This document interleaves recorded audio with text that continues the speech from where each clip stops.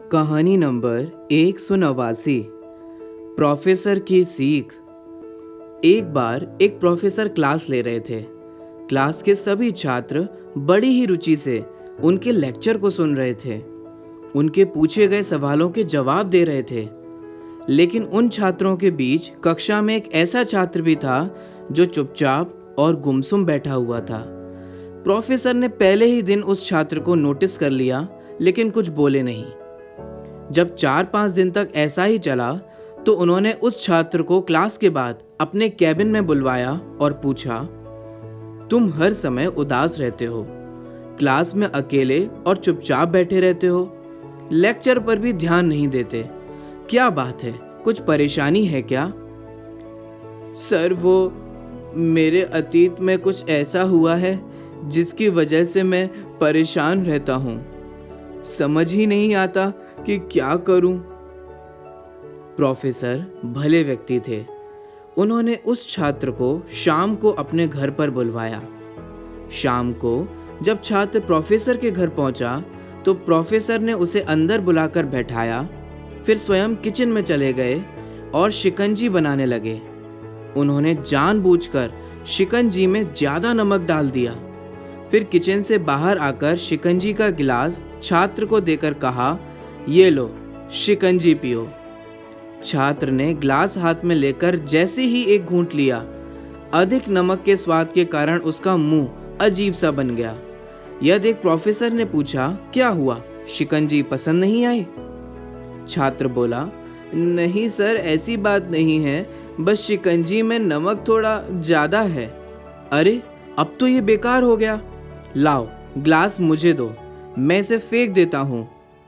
Professor ने छात्र से ग्लास लेने के लिए अपना हाथ आगे बढ़ाया, लेकिन छात्र ने मना करते हुए कहा, नहीं सर, बस नमक ही तो ज्यादा है, थोड़ी चीनी और मिलाएंगे तो स्वाद ठीक हो जाएगा।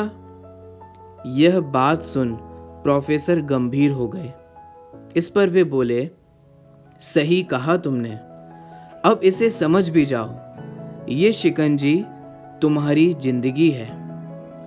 इसमें घुला हुआ नमक तुम्हारे अतीत के बुरे अनुभव हैं। जैसे नमक को शिकंजी से बाहर नहीं निकाल सकते, वैसे ही उन बुरे अनुभवों को भी जीवन से अलग नहीं कर सकते।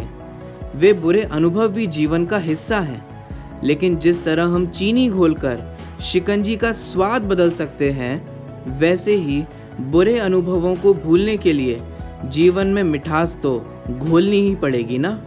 इसीलिए मैं चाहता हूँ कि तुम अब अपने जीवन में मिठास को घोलो। प्रोफेसर की बात छात्र समझ गया और उसने निश्चय किया कि अब वह बीती बातों से परेशान नहीं होगा।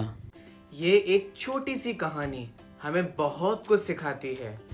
कई बार क्या होता है कि हम रहते तो वर्तमान में ही हैं सभी के साथ, लेकिन हम अपने माइंड से, अपने मस्तिष्क से हम भूतकाल में ही जी रहे होते हैं।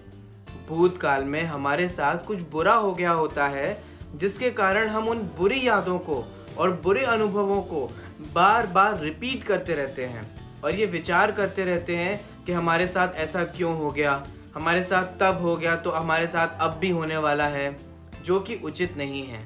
इसका सबसे बड़ा नुकसान ये है कि हम भूतकाल में जी करके, बुरी यादों में जी करके अपने वर्तमान को बर्बाद करते हैं, और वर्तमान को बर्बाद करने के साथ साथ हम ऐसी नींव डाल देते हैं जिससे हम भविष्य में भी बर्बाद होने वाले हैं। इसीलिए अपने वर्तमान को बर्बाद मत कीजिए। इसी को ही अगर मैं अपने शास्त्रों के शब्दों में कहूँ तो हम ये कह सकते हैं कि भाई, एक पर्याय का दूसरी पर्याय में अभाव होता है। जिसमें से हम स्पेसिफिकली बात करें तो हम प्राग अभाव को समझ सकते हैं। क्या कहता है हमसे प्राग अभाव? प्राग अभाव हमसे ये कहता है कि भूतकाल की पर्याय का वर्तमान की पर्याय में अभाव है। जरूरी नहीं है जो घटना आपके साथ भूतकाल में घटी है वो अब भी घटे। जरूरी नहीं है कोई व्यक्ति पहले बुरा था तो अब भी बुरा हो। जरूरी नहीं है कि हम गरीब थे तो हम गरीब ही रहें। जरूरी नहीं है कि हम अज्ञानी थे तो हम अज्ञानी ही बने रहें। हम उस मिथ्यात्व का अभाव करके सम्यक दृष्टि हो सकते हैं। यह हमें प्राग अभाव समझाता है। इस प्रकार से भूतकाल में जीना छोड़िए, वर्तमान में जिए और अपने भविष्य को संवारिए। आपको ये कहानी कैसी लगी और आपने इस कहानी से क्या सीखा, ये हमें कमेंट करके अवश्य बताइएगा। अगर आपको ये कहानी अच्छी लगी हो तो इसे लाइक कर सकते हैं और इसे ज़्यादा से ज़्यादा लोगों के साथ शेयर कर सकते हैं। आप अगली कहानी अथवा अगली वीडियो किस टॉपिक पर चाहते हैं वो भी हमें कमेंट करके बता सकते हैं। तो अभी मैं आपसे विदा लेता हूँ, मिलता हूँ अगले वीडियो में। तब तक के लिए आपको मेरा सादर जय जिनेंद्र।